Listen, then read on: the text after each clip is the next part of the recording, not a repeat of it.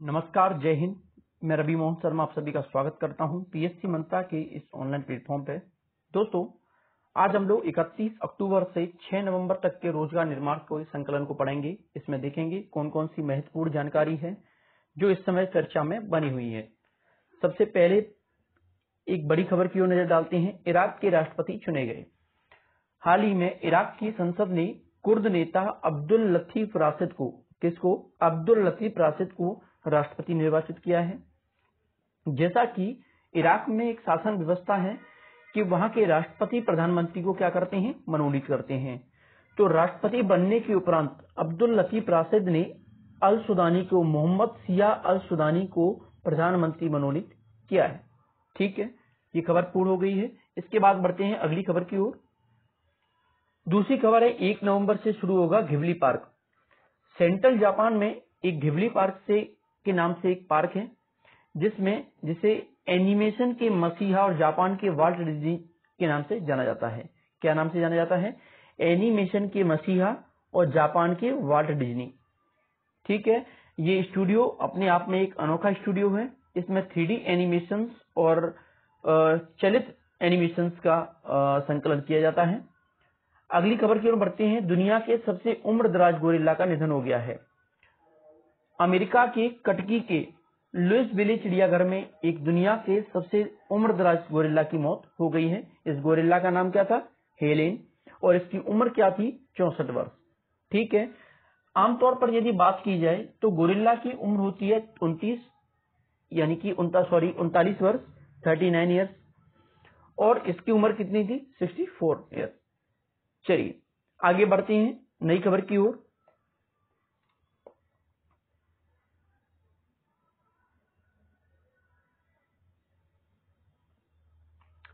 राजा Charles तृतीय का होगा ताजपोशी। ब्रिटेन के महाराजा चार्ल्स तृतीय का राज्याभिषेक अगले साल 6 मई को लंदन के वेस्टमिंस्टर एबी में होगा। हाल ही में आपको ज्ञात होगा कि महारानी एलिजाबेथ तृतीय की मृत्यु हो गई थी। उसके बाद से ही क्या चल रही थी? ब्रिटेन में ताजपोशी की तैयारी चल रही थी।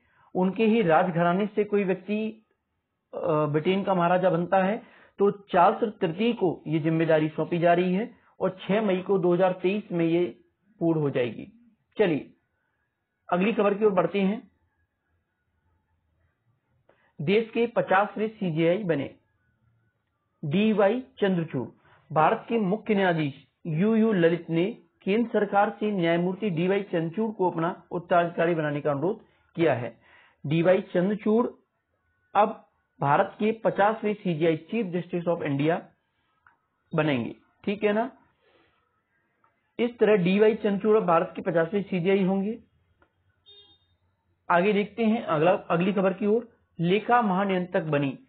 केंद्र सरकार ने भारती दास को लेखा महानियंत्रक के पद पर नियुक्त किया है। ये 1988 बैच की भारतीय सिविल सेवा लेखा की अधिकारी हैं और वित्त मंत्रालय में ये अपनी सेवाएं दे रही थी। अगली खबर की ओर बढ़ते हैं। ओआरएस के जनक डॉक्टर दिलीप का निधन। ओआरएस घोल का आप लोगों ने नाम सुना होगा। ये आमतौर पर बच्चों को दिए जाने वाला एक घोल होता है जिसमें बच्चों को यदि मोशंस की परेशानी होती है या उनको पेचिस की परेशानी होती है तो उस समय ओआरएस करके दिया जाता है। ये बच्चों ही नहीं, आमतौर पर बड़े बच्चों को भी दिया जाता है, बड़े लोगों को भी दिया जाता है। ओआरएस घोल की खोज कर रहे उससे ओरल डिहाइड्रेशन थेरेपी के रूप में लोकप्रिय बनाने वाले डॉक्टर दिलीप महालनोबिस का 88 वर्ष की उम्र में कोलकाता में निधन हो गया है। अगली खबर की ओर बढ़ते हैं। मशहूर जादूगर ओपी शर्मा का निधन हो गया है। इनका नाम आप लोगों ने जरूर सुना होगा। ये भारत के महान जादूगर रहे हैं। 49 वर्ष की उम्र में इनका निधन हो गया है।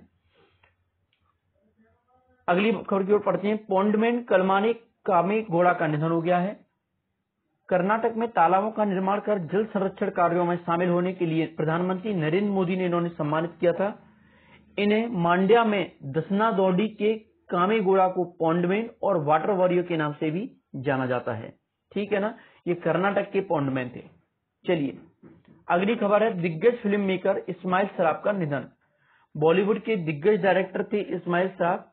इनका 65 वर्ष की अवस्था में हाल ही में निधन हो गया है। चलिए अब बढ़ते हैं प्रश्नों की ओर। कौन कौन से महत्वपूर्ण प्रश्न हैं जो इस समय चर्चा में बने हुए हैं। सबसे पहले हम लोग मध्य प्रदेश स्थापना दिवस हाल ही में 1 नवंबर को मनाया गया। 1 नवंबर मध्य प्रदेश के स्थापना दिवस के अवसर पर मध्य प्रदेश ने एक क्विज जारी की है, उस क्विज को देख लेते हैं। पहला प्रश्न है, मध्य प्रदेश का गठन कब किया गया? सभी को मालूम है, 1 नवंबर 1956 को इसका गठन किया गया था। दूसरा है, मध्य प्रदेश में वर्तमान में संभागों की संख्या कितनी है? तो बता देना चाहता हूं, मध्य प्रदेश में वर्तमान में संभागों की संख्या कितनी है? 10, यानी कि इसका उत्तर क्या हो जाएगा? ए। मध्य प्रदेश का राजकीय खेल क्या है? तो राजकीय खेल हम सबको मालूम है, राजकीय खेल है मलखम। 2013 में इसको मलखम को राजकीय खेल घोषित किया गया था। मध्य प्रदेश के बारे में कौन सा तथ्य सही है? सोयाबीन स्टेट सही है, टाइगर स्टेट ये भी सही है, हृदय प्रदेश बोला जाता है ये भी सही है। इन हृदय प्रदेश किसने बोला था? जवाहरलाल नेहरू ने इसको हृदय प्रदेश की संज्ञा दी थी। तो कह सकते हैं कि उपरोक्त सभी इसके आंसर सही हैं। अब देखते हैं किस नदी को मध्य प्रदेश की जीवन रेखा कहा जाता है। तो मध्य प्रदेश की जीवन रेखा कहा जाता है नर्मदा नदी को। ठीक है, अगले प्रश्न की ओर बढ़ते हैं। मध्य प्रदेश का राजकीय पशु, तो मध्य प्रदेश का राजकीय पशु है चीता, शेर, हिरन और बारहसिंगा, ब्रीडरी प्रजाति का बारहसिंगा। ठीक है ना, चलिए आगे बढ़ते हैं। मध्य प्रदेश के बारे में इनमें से कौन सा तथ्य सही नहीं है? राजकीय मछली महासीर, राजकीय पुष्प सफेद लिली, राजकीय फसल मक्का, राजकीय वृक्ष बरगद। तो इनमें से सही उत्तर जो सही नहीं है वो ये है राजकीय फसल मक्का। ठीक है, चलिए वर्तमान में मध्य प्रदेश में कुल कितने जिले हैं? तो इसमें वर्तमान में 52 जिले हैं कुल। आगे प्रश्न की ओर बढ़ते हैं। मध्य प्रदेश की सर्वाधिक सीमा किस राज्य को स्पर्श करती है? तो सर्वाधिक सीमा जो करती है वो, यदि हम मध्य प्रदेश के मैप की ओर देखेंगे, तो मध्य प्रदेश के मैप की ओर देखेंगे तो सर्वाधिक सीमा कर रही है यूपी से टच। ठीक है ना, यहाँ पे गुजरात हो जाएगा, यहाँ पे छत्तीसगढ़ हो जाएगा, यहाँ पे महाराष्ट्र हो जाएगा। तो सबसे ज्यादा किससे होती है? यूपी से। तो उत्तर प्रदेश इसका सटीक आंसर है। मध्य प्रदेश के बारे में इनमें से कौन सा तथ्य सही है? राजकीय फल आम, राजकीय पक्षी दूधराज सही है, राजकीय नाट्य माछ सही है। उपरोक्त सभी, राजकीय फल आम ये भी सही है, राजकीय पक्षी दूधराज ये भी सही है, राजकीय नाट्य ये भी सही है, यानी कि उपरोक्त सभी सही हैं। अगले प्रश्न की ओर बढ़ते हैं। राष्ट्रीय bank note press Madhya Pradesh में कहाँ है? तो ये है देवास में, सभी को उत्तर इसका मालूम है। अब देखते हैं मध्य प्रदेश में कर्क रेखा कितने जिलों से होकर के गुजरती है? तो मध्य प्रदेश में कर्क रेखा 14, 18, 12, 10 ये ऑप्शन दिया हुआ है। तो 14 जिले ऐसे हैं जिनसे होकर के मध्य प्रदेश में कर्क रेखा जो है गुजरती है। मौर्यकालीन भरहूत के बौद्ध स्तूप मध्य प्रदेश के किस जिले में स्थित है? तो सतना जिले में भरहूत का स्तूप है और वहीं पे ये मौर्यकालीन है और यहीं पर बौद्ध का स्तूप बना हुआ है। मध्य प्रदेश का 52वां जिला कौन सा है? तो 52वां जिला है हमारा निवाड़ी। ठीक है, मध्य प्रदेश का 52वां जिला निवाड़ी कहां पर है? ये इस जगह पर है। चलिए, रेलवे स्लीपर बनाने का कारखाना मध्य प्रदेश में कहां पर है? रेलवे स्लीपर का कारखाना कहां पर बनाया जाता है? बुधनी में। ठीक है ना, बुधनी बनाया जाता है। ये बुधनी जो है विधानसभा सीट है, ये किसकी है? शिवराज सिंह चौहान साहब की है। ये वर्तमान मुख्यमंत्री शिवराज सिंह चौहान की बुधनी विधानसभा सीट है, यहीं से चुनाव लड़ते हैं ये। मध्य प्रदेश के किस जिले में भारतीय मानक समय IST रेखा गुजरती है? तो सिंगरौली से होकर के ये IST रेखा गुजरती है, भारतीय मानक समय रेखा। मध्य प्रदेश के किस शहर में हर 12 वर्ष के बाद सिंहस्थ मेला आयोजित होता है? तो भाई उज्जैन में आयोजित होता है ये, महाकालेश्वर में, महाकालेश्वर उज्जैन में। ठीक है ना, क्षिप्रा नदी के तट पर ये उज्जैन के सिंहस्थ मेला आयोजित होता है। मध्य प्रदेश का पहला चिकित्सा महाविद्यालय कहां स्थापित किया गया था? इंदौर, ग्वालियर, भोपाल और जबलपुर। तो मैं बता देना चाहता हूं, ग्वालियर में विजया राजे सिंधिया के नाम से ये हॉस्पिटल स्थापित किया गया था, चिकित्सा महाविद्यालय जिसे बोलते हैं। मध्य प्रदेश की पहली नहर का नाम है बेनगंगा, तवा, गुलाब और चंबल। तो बेनगंगा पहली नहर थी। मध्य प्रदेश की पहली नहर कौन सी थी? वेनगंगा। मध्य प्रदेश में लोकसभा की कुल कितनी सीटें हैं? तो 29, 25, 30, 29 और 31। लोकसभा की कुल 29 सीटें हैं इस समय मध्य प्रदेश में। अगला देखते हैं, मध्य प्रदेश हाईकोर्ट किस शहर में स्थित है? तो मध्य प्रदेश का हाईकोर्ट जो है जबलपुर में स्थित है। अब बात करते हैं खंडपीठ की। तो खंडपीठ कहाँ कहाँ है? खंडपीठ है भोपाल में और ग्वालियर में। ठीक है, यहाँ पर क्या है, खंडपीठ है। यूनेस्को के विश्व धरोहर स्थलों में शामिल मध्य प्रदेश का कौन सा स्थान नृत्य महोत्सव के लिए भी प्रसिद्ध है? तो खजुराहो है, इसका सटीक आंसर हो जाएगा खजुराहो। वर्तमान में मध्य प्रदेश में विधानसभा सीटों की कुल संख्या कितनी है? तो वर्तमान में मध्य प्रदेश में विधानसभा सीटों की संख्या कितनी है? 230। यदि बात की जाए तो 230 सीटें हैं जो वर्तमान में मध्य प्रदेश में विधानसभा की सीटों की संख्या है। क्षेत्रफल के आधार पर मध्य प्रदेश देश का कौन सा स्थान है?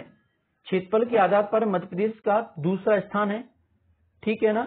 सबसे बड़ा राजस्थान यहाँ का सबसे क्षेत्रफल के आधार पर सबसे बड़ा राज्य है।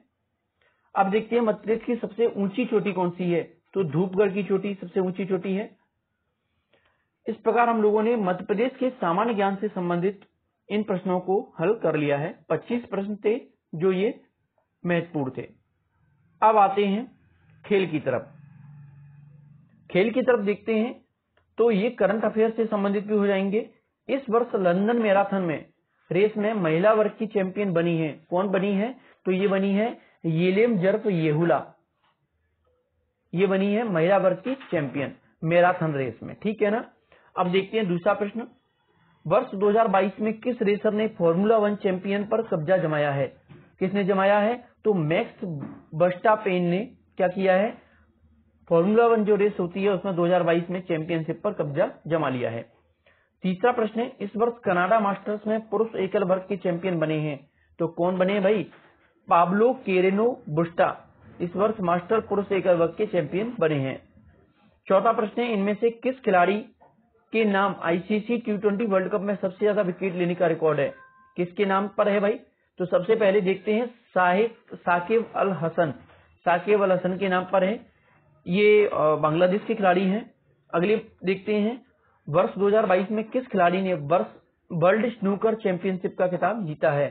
तो वर्ल्ड स्नूकर का खिताब किसने जीता है? रोरी ओसुलिवान ने, ठीक है। अगले प्रश्न की ओर बढ़ते हैं। यूरो कप किस खेल की एक लोकप्रिय प्रतियोगिता है? यूरो कप की बात हो रही है यहाँ पर। तो यूरो कप किसकी है? तो यहाँ पर देख लेते हैं फुटबॉल की। यूरो कप किससे संबंधित है? फुटबॉल से। इनमें से क्ले कोर्ट पर खेले जाने वाला ग्रैंड स्लैम टूर्नामेंट है क्ले कोर्ट पर, कौन सा है? French open. फ्रेंच ओपन कहाँ खेला जाता है? क्ले कोर्ट पर। वर्ष 2022 में किस देश ने महिला बास्केटबॉल वर्ल्ड कप का खिताब जीता है? किस देश ने जीता है? अमेरिका ने। The world beneath his feet इस खिलाड़ी की आत्मकथा है। किस खिलाड़ी की आत्मकथा है? तो पुलेला गोपीचंद की, ठीक है ना। The world beneath his feet ये किसकी है? पुलेला गोपीचंद की। भारत ने कॉमनवेल्थ गेम 2022 में किस खेल में पहली बार स्वर्ण पदक जीता है? तो ये जीता है लॉन बॉल में, ठीक है ना। अब देखते हैं, इगोर स्टिमेक किस देश की राष्ट्रीय फुटबॉल टीम के कोच हैं? भारत के। कौन क्या है? इगोम स्टिमेक किस देश की राष्ट्रीय फुटबॉल टीम के कोच हैं? तो ये किसके हैं? भारत के। टोक्यो ओलंपिक में कांस्य पदक जीतने वाले भारतीय हॉकी टीम के कप्तान हैं। टोक्यो ओलंपिक में कांस्य पदक जीतने वाले भारतीय टीम के कप्तान कौन है? हॉकी टीम के कप्तान तो ये हैं मनप्रीत सिंह। अगला प्रश्न है, किस खेल को चीन में राष्ट्रीय खेल का दर्जा मिला है? बताइए भाई कौन सा है? तो आंसर हो जाएगा टेबल टेनिस। 14 क्वेश्चन है, इनमें से किस खेल में गुगली टर्म का इस्तेमाल होता है? तो गुगली टर्म का इस्तेमाल होता है क्रिकेट में, ठीक है ना। क्रिकेट में ही ये शब्द आया जाता है गुगली।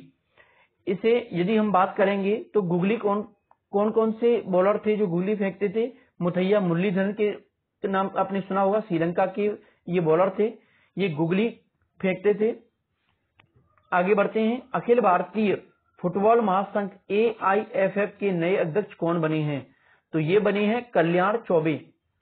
अगला प्रश्न है, वर्ष 2021 में डेनमार्क ओपन बैडमिंटन टूर्नामेंट में पुरुष एकल वर्ग में चैंपियन बने थे। कौन बने थे? तो भाई ये बने हैं विक्टर एक्सलेसन। अगला प्रश्न देखते हैं, अंतर्राष्ट्रीय ओलंपिक समिति का मुख्यालय किस देश में है? अंतर्राष्ट्रीय ओलंपिक समिति का मुख्यालय किस देश में है? तो ये है बेल्जियम। किस देश ने ओलंपिक खेलों में महिला हॉकी में सबसे ज्यादा स्वर्ण पदक जीते हैं? प्रश्न दोबारा से रिपीट करता हूं, किस देश ने ओलंपिक खेलों में महिला हॉकी में सबसे ज्यादा स्वर्ण पदक जीते हैं? तो ये जीते हैं नीदरलैंड ने। वर्ष 2023 में एशिया कप क्रिकेट टूर्नामेंट किस देश में आयोजित किया जाएगा? देखिए, एशिया कप की बात हो रही है और बात कब की हो रही है? 2023 की। तो इसका उत्तर हो जाएगा पाकिस्तान। अगला प्रश्न देखते हैं, इस वर्ष हैम्बर्ग ओपन में पुरुष एकल वर्ग के चैंपियन बने हैं, तो कौन बने हैं? Lorenzo Musetti. अब देखते हैं, माइकल फिलिप्स ने आखिरी बार किस ओलंपिक में स्वर्ण पदक जीता था? किसने जीता था? इनमें से कोई नहीं। लंदन ओलंपिक में भी नहीं जीता था, रियो ओलंपिक में भी नहीं जीता था, टोक्यो ओलंपिक में भी नहीं जीता था, किसी में नहीं जीता। माइकल फिलिप्स के नाम से याद आया कि हाल ही में कुछ वर्ष पहले इनका क्या हुआ था? एक्सीडेंट हो गया था, ठीक है, और एक्सीडेंट में ये काफी चोटिल हो गए थे, इस वजह से कोई भी ओलंपिक ये नहीं खेल पाए थे। इनमें से किस खिलाड़ी के नाम फुटबॉल में सबसे ज्यादा अंतर्राष्ट्रीय गोल करने का रिकॉर्ड दर्ज है? तो भाई सबसे ज्यादा किसकी बात है? Cristiano Ronaldo. रोनाल्डो को फुटबॉल का क्या माना जाता है? पिता माना जाता है। चलिए, किदाम्बी श्रीकांत किस खेल में भारत का प्रतिनिधित्व करते हैं? किदाम्बी श्रीनाथ बैडमिंटन में भारत का प्रतिनिधित्व करते हैं। इस वर्ष फीफा फुटबॉल वर्ल्ड कप में कितने देशों ने हिस्सा लिया है? तो कितने देशों ने हिस्सा लिया है? 32 देशों ने। सौरव गांगुली किस वर्ल्ड कप में भारतीय क्रिकेट टीम के कप्तान थे? तो भाई ये थे इनमें से कोई नहीं। देखिए, 99 की बात हो रही है, इसमें भारत ने नहीं जीता, 2003 में भी नहीं जीता था, 2007 में भी नहीं जीता था। तो सौरव गांगुली किस वर्ल्ड कप भारतीय कप्तान किस में थे, ये प्रश्न पूछा गया है, तो ये नहीं थे। ये 2011 का है वर्ल्ड कप, उसमें थे सौरव गांगुली। चलिए, इस प्रकार हम लोगों ने आज रोजगार निर्माण की श्रृंखला को पूरा कर लिया है। इस प्रकार धीरे धीरे रोजगार निर्माण की श्रृंखलाएं आती रहेंगी अब, और मेरे ख्याल से आप लोगों को समझ में आया होगा। सभी को सुप्रभात और जय हिंद।